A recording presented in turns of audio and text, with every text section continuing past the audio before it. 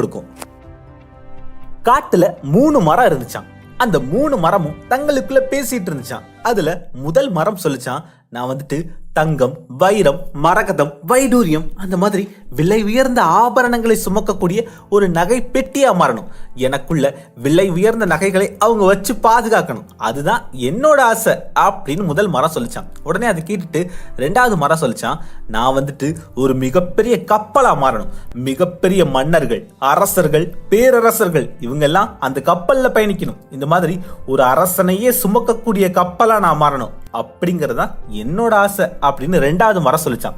இதை கேட்டுட்டு இருந்த 3வது மரம் சொல்லிச்சான், நான் வந்துட்டு உயரமான மரமா வளர்ந்துகிட்டே இருக்கணும். கிட்டத்தட்ட விண்ணையே முட்டி இறைவனுடைய பாதத்தையே தொடணும். அதன் பிறகும் வளரணும். இறைவன் என் மீது படுத்து இளைப்பாறணும். அதுதான் என்னுடைய ஆசை அப்படின்னு அந்த 3வது மரம் சொல்லிச்சான். இந்த மாதிரி இந்த 3 மரங்களும் தங்களுக்குள்ள சந்தோஷமா பேசிட்டு ஒன்னா வளர்ந்துகிட்டே இருந்தது. இதன் பிறகு சில மாதங்கள் கழித்து மரம் வெட்டும் நபர்கள் அந்த காட்டுக்குள்ள வந்தாங்க. அதுல ஒருத்தர் அந்த முதல் மரத்தை பாக்குறாரு. இந்த மரம் நல்லா பாலிஷா இருக்கே, இதுல நகைப்பெட்டி செஞ்சா ரொம்ப நல்லா இருக்குமே அப்படின்னு அந்த முதல் மரத்தை வெட்டி நகைப்பெட்டி செய்ய எடுத்துட்டு போறாரு. அதுல இன்னொருத்தர் அந்த 2வது மரத்தை பாக்குறாரு. இந்த மரம் நல்ல ஒரு ஸ்ட்ராங்கான மரமா இருக்கே, அதனால இது கப்பல் கட்ட பயன்படுத்தலாம் அப்படின்னு சொல்லி அந்த 2வது மரத்தை வெட்டி கப்பல் கட்ட எடுத்துட்டு போறாரு. இந்த 2 மரங்களுக்கும் ஒரே சந்தோஷம், நம்ம ஆசை நம்ம நினைச்ச மாதிரியே நிறைவேற போகுதே அப்படின்னு பயங்கர சந்தோஷம். அதன் பிறகு இன்னொரு மரம் வெட்டி அந்த 3வது மரத்தை பாக்குறாரு.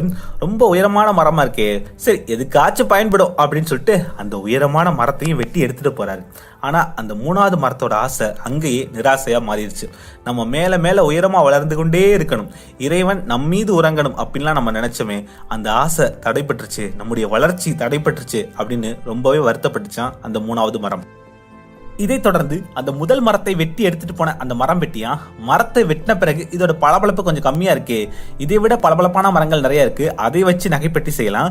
நம்ம வீட்டுல நம்முடைய மாட்டு தொழுவத்துல மாட்டு தீவனங்கள்லாம் வைக்கிறதுக்கு ஒரு நல்ல பளபளப்பான மரம் தேவைப்படுதுன்னு நினைச்சோம்ல, அதனால இந்த மரத்தை வச்சு ஒரு மாட்டு தீவன பெட்டி தயார் செய்யலான்னு ஒரு மாட்டு தீவன பெட்டி தயார் செஞ்சாரு. அந்த மரத்துல மிகப்பெரிய நகை பெட்டியா மாறணும்னு நினைச்ச அந்த முதல் மரம் கடைசியில மாட்டு தொழுவத்துல சாணிக்கும் கோமியத்துக்கும் நடுவுல வைக்கோலையும் புண்ணாக்கையும் சுமந்துக்கிட்டு வாழ்ந்துட்டு இருந்துச்சான். 2வது மரம் மிகப்பெரிய கப்பலா மாறணும்னு ஆசைப்பட்டுச்சுல, அதை வெட்டி எடுத்துட்டு போன அந்த மரம் வெட்டியா, இதை வச்சு கப்பல்லாம் செய்ய முடியாது, ஆனா ஒரு படகு செய்யலாம் அப்படின்னு சொல்லிட்டு ஒரு சின்ன படகா செஞ்சான். அதன் பிறகு அந்த படகு ஒரு கிராமத்துல கொண்டு போய் விட்டான். சாதாரண மக்கள் ஒரு ஆற்றை கடக்க அந்த படகை பயன்படுத்திக்கிட்டாங்க. மிகப்பெரிய மன்னர்களை சுமக்கும் கப்பலா மாறணும்னு நினைச்ச அந்த மரம் இப்போ சாதாரண மக்களை சுமந்து செல்லக்கூடிய படகா மாறி இருந்தது. அதே நேரத்துல உயரமான மரமா வளரணும், இறைவனையே சுமக்கணும் அப்படின்னு நினைச்ச அந்த மரத்தை மரம் வெட்டியா எதுவுமே பண்ணல. இது நல்ல உயரமான மரமா இருக்கு, பின்னாடி என்னைக்காவது எதுக்காவது தேவைப்படும் அப்படின்னு சொல்லி ஒரு மூலையிலேயே சாத்தி வச்சிருந்தானா. அந்த 3 மரங்களும் எப்படியோ வாழணும்னு ஆசைப்பட்டுச்சு. ஆனா கடைசியில இந்த மாதிரி ஒரு நிலையில மாட்டிக்கிச்சான். இருந்தாலும் அந்த 3 மரங்களுமே தங்களுடைய நம்பிக்கையை கைவிடலையாங்க. என்னைக்காவது ஒரு நாள் நம்ம வாழ்க்கை மாறும், நம்ம நினைச்ச மாதிரி நம்ம வாழ்க்கை மாறும், நம்ம நினைச்ச விஷயங்கள் நமக்கு கிடைக்கும், இல்ல அதை விட பெரிய விஷயங்கள் நமக்கு கிடைக்கும். என்னைக்காவது நம்ம நினைச்சது நடக்கும் நடக்கும் நடக்கும் நம்பிக்கையோட இருந்துச்சா அந்த 3 மரமே. அப்படித்தான் ஒரு நாள் திடீர்னு ஒரு பெண் பிரசவ வலியால துடிச்சிட்டு இருந்தாங்க. அவங்க மருத்துவமனைக்கு போறதுக்குள்ள அவங்களுக்கு வலி ஜாஸ்தி ஆயிடுச்சு. அதனால பக்கத்துல இருந்த அந்த மாட்டு தொழுவத்துல அவங்க வண்டியில இருந்து இறங்கி பிரசவம் பார்த்தாங்க. அவங்களுக்கு ஒரு அழகான குழந்தை பிறந்தது. அந்த குழந்தையை கீழே போட வேணாம் அப்படின்னு சொல்லி அந்த வைக்கோல் அடைத்து வைத்திருந்த அந்த மரப்பெட்டியை எடுத்து அதுல இன்னும் கொஞ்சம் மெத்தையெல்லாம் விரித்து அதன் மேல அந்த புதிதா பிறந்த அந்த குழந்தையை படுக்க வச்சாங்களாம். அதோட அந்த அம்மா அணிந்திருந்த விலை உயர்ந்த தங்க நகைகள், வைர நகைகள் எல்லாம் கலட்டி அந்த மரப்பெட்டியில வச்சாங்க. அதுல சில நகைகளை அந்த குழந்தைக்கும் போட்டு விட்டாங்க. அந்த மரப்பெட்டிக்கு ரொம்ப சந்தோஷம். விலை உயர்ந்த நகைகளை, ஆபரணங்களை சுமக்கும் நகைப்பெட்டியா மாறணும்னு ஆசைப்பட்டோம். இப்ப அதை விட புதிதா ஒரு பிறந்த குழந்தையை நம்ம சுமந்துட்டு இருக்கோம். அதோட விலை உயர்ந்த நகைகளையும் நம்ம சுமந்துட்டு இருக்கோம். இது ரொம்ப சந்தோஷமா இருக்கு அப்படின்னு நினைச்சுதான் அந்த முதல் மரம். அடுத்ததா அந்த 2வது மரம் படகுல போயிட்டு இருக்கும் போது ஒரு நாள் திடீர்னு ஆத்துல வெள்ளம் அதிகரிச்சுது. அந்த படகுல இருந்த எல்லாருமே ரொம்பவே பயந்து போயிட்டாங்க. ஐயோ வெள்ளம் அதிகமா இருக்கு, கண்டிப்பா நம்ம சாக போறோம் அப்படின்னு நினைச்சாங்க. அப்போ அதே படகுல ஒரு துறவி ஒருத்தர் இருந்தாரு. அவர் வெள்ளம் கட்டுப்படட்டும், வெள்ளம் கட்டுப்படட்டும், நதியே அமைதியாகு அப்படின்னு அமைதியா சொன்னாரு. உடனே ஆற்றோட வேகம் குறைந்து வெள்ளம் கம்மியாயிருச்சு. அவங்க எல்லாருமே ரொம்ப பத்திரமா மறுக்கரையை அடைஞ்சாங்க. மறுக்கரையை அடைஞ்ச பிறகு அந்த மகானுக்கு நன்றி சொல்லி அவர் காலில் விழுந்து வணங்கினாங்க. நம்ம மிகப்பெரிய மன்னர்களை சுமக்கணும்னு நினைச்சோம், ஆனா ஒரு மிகப்பெரிய துறவியை, ஒரு மகானை நம்மளோட படகுல நம்ம சுமந்திருக்கோம். நம்மளோட ஆசை நிறைவேறிச்சு, இது போதும் கடவுளே அப்படின்னு நினைச்சுச்சான் அந்த 2வது மரம். அந்த 3வது மரம் ஒரு இருட்டான அறையிலேயே ரொம்ப நாள் கிடந்துச்சு.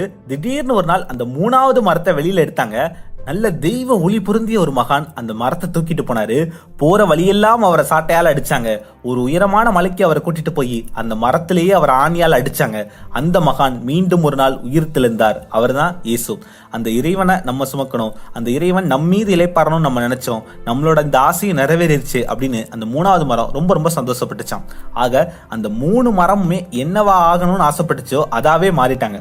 ஆனா அந்த மரங்கள் விரும்பிய வழியில் இல்லை, கடவுள் தேர்ந்தெடுத்த வழியில் அவங்களுடைய நோக்கம் நிறைவேறிச்சு. நம்முடைய நோக்கம் நல்ல நோக்கமா இருந்தா அதை கடவுளோ பிரபஞ்ச சக்தியோ கண்டிப்பாக நிறைவேற்றும். அதே போல உங்களுடைய எண்ணங்களும் உங்களுடைய நோக்கமும் உயர்வானதாகவும் சிறப்பானதாகவும் இருந்தா கண்டிப்பா ஒரு நாள் நிறைவேறும்.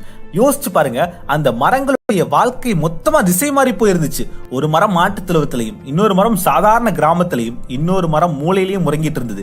இருந்தாலும் அந்த மரங்கள் நம்பிக்கையோட இருந்துச்சு. அதனால அந்த மரங்களுடைய ஆசை நிறைவேறுச்சு. அதே மாதிரி உங்களுடைய வாழ்க்கை இன்னைக்கு மொத்தமா திசை மாறி போயிருக்கலாம். இருந்தாலும் என்னைக்காவது ஒரு நாள் நம்ம வாழ்க்கை மாறும் அப்படின்ற நம்பிக்கையோட இருங்க. கண்டிப்பா உங்க வாழ்க்கையும் மாறும். உங்க வாழ்க்கை மாறும் அப்படின்ற நம்பிக்கையோட கொஞ்சம் அதை மாற்றுவதற்கான முயற்சிகளும் நீங்க எடுக்க ஆரம்பிச்சீங்கன்னா கடவுளே உங்களுக்கு உதவுவாரு. கூடிய சீக்கிரத்துல உங்க வாழ்க்கையும் மாறும். இந்த குட்டி கதை உங்களுக்கு பிடிச்சிருக்கும்னு நினைக்கிறேன். இதே மாதிரி நிறைய குட்டி கதைகள் மனசை ரிலாக்ஸ் ப்ளீஸ் அப்படின்ற இந்த புத்தகத்துல இருக்கு. ரொம்ப ஒரு நல்ல புத்தகம். முடிஞ்ச அந்த புத்தகத்தை வாசிங்க.